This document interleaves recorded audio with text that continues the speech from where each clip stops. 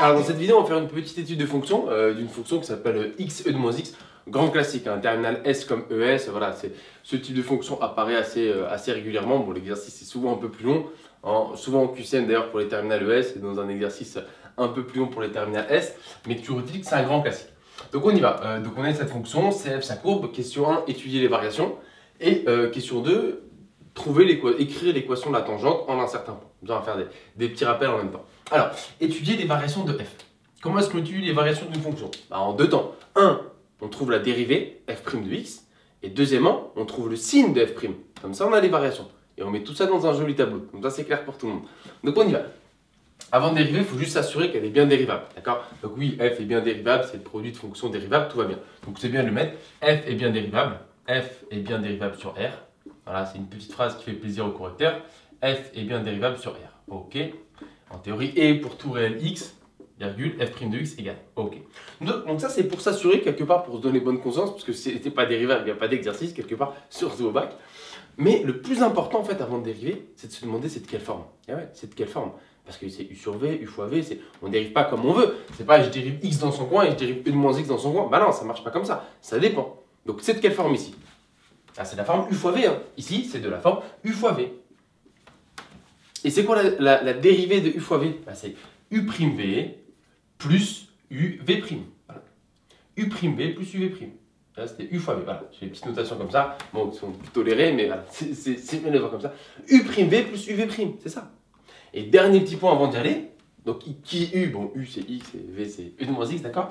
Mais c'est quoi la dérivée entre nous? J'ai écrit comme ça. La dérivée de e de moins x. Bah, ça lui-même, c'est de la forme e de u en fait. Et donc, ça, c'est moins e de moins x. Encore une fois, d'où ça vient? Hop, en bleu. Parce que ça, c'est de la forme e de u. Et c'est quoi la dérivée de e de u? La dérivée de e de u, c'est u' e de u. Voilà. Donc, c'est en fait une forme, ce sera souvent comme ça, une forme de mise en abîme. C'est-à-dire que votre fonction, elle est d'une certaine forme, u sur v, mais chaque u, c'est lui-même une autre forme. Donc, c'est ça qu'il faut prendre son temps, prendre un brouillon et y aller tranquillement. Parce qu'on se trompe sur la dérivée. Hélas, il peut y avoir jusqu'à 4 questions qui suivent un peu fausses. Donc on y va tranquillement. Donc ça, tout le pack, c'est la forme u fois v. D'accord? Il y a bien une multiplication entre x et e de moins x. Mais e de moins x lui-même, on n'avait pas sa dérivée directe.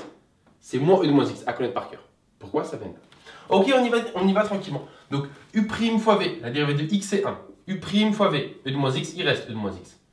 Plus u fois v'. Donc plus x fois v', la dérivée de e de moins x, on l'a dit, moins e de moins x. Et attention, parenthèse, parce qu'il se multiplie bien. Ok? Donc là, f' de x, le réflexe, une fois qu'on a calculé f' de x, c'est soit l'écrire sous forme acceptable, mais rappelez-vous, on veut quoi de f' généralement? Son signe. Comment est-ce qu'on obtient le signe d'une quantité?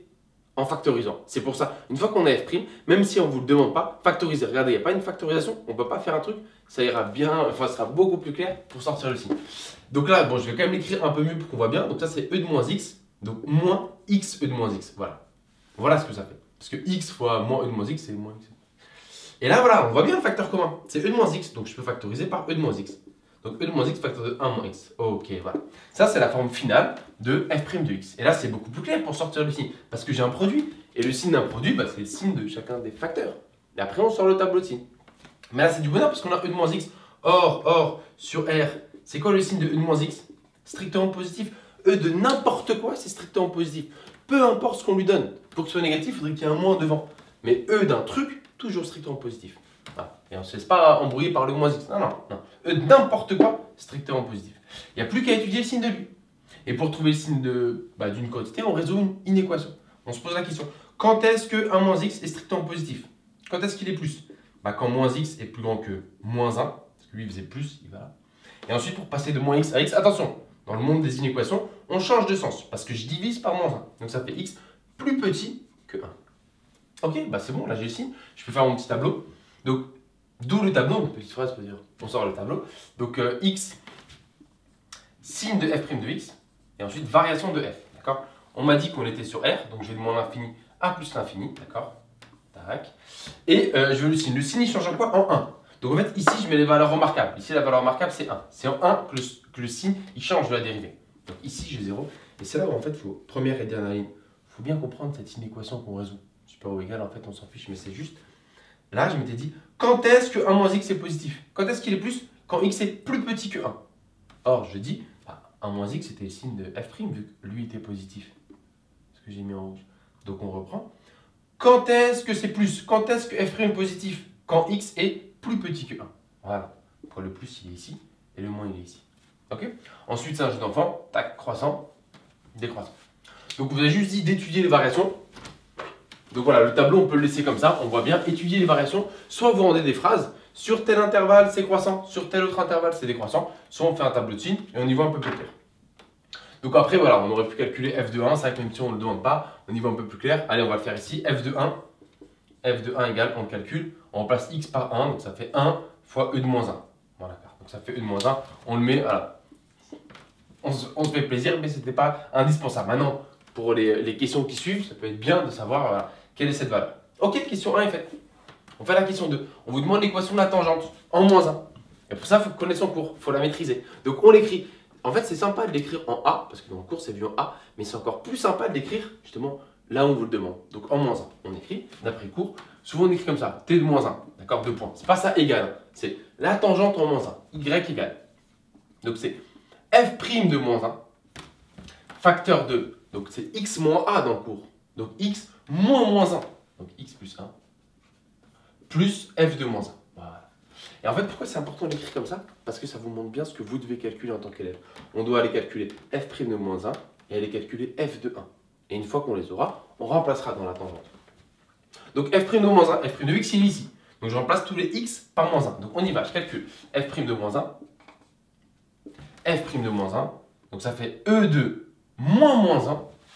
Donc e de 1, j'écris e de 1 dans un premier temps, e de moins moins 1, facteur de 1, moins moins 1 encore une fois. Donc f' de moins 1 devient, voilà, e de 1, bah, c'est e, qu'on ait ses propriétés, et moins moins 1, ça fait 2, donc ça fait e fois 2. Voilà. Ou on peut écrire aussi 2e. Ok. Donc là, j'ai f' de moins 1. Maintenant, je vais aller me faire f de moins 1. Et là, il faut revenir à f. F de moins 1, on remplace tous les x par moins 1. Donc allez, je vais aller un peu plus vite. Donc là, ça va faire moins 1, e de moins moins 1. Autrement dit, moins e de 1. Moins e. D'accord? Ok, c'est bon. J'ai mes deux valeurs. Une, elle est là, l'autre, elle est là. Je peux exactement remplacer dans l'équation de ma tangente. Donc l'équation de la tangente en moins 1, 2 points, y égale. Donc f' de moins 1, 2e. Donc ça fait 2e facteur de x plus 1. Plus f de moins 1, donc moins e. Petite étape pour le rendre sous une forme un peu plus jolie. On aime bien ax plus b, rappelez-vous. Donc ça fait y égale. Donc ça fait 2e de x plus 2e moins e. Et là, on peut faire un truc, c'est la même famille. 2e moins e. 2x moins x, bah, ça fait x. Donc 2e moins e, ça fait e. Donc y égale finalement 2e de x plus e. Voilà l'équation de la tangente.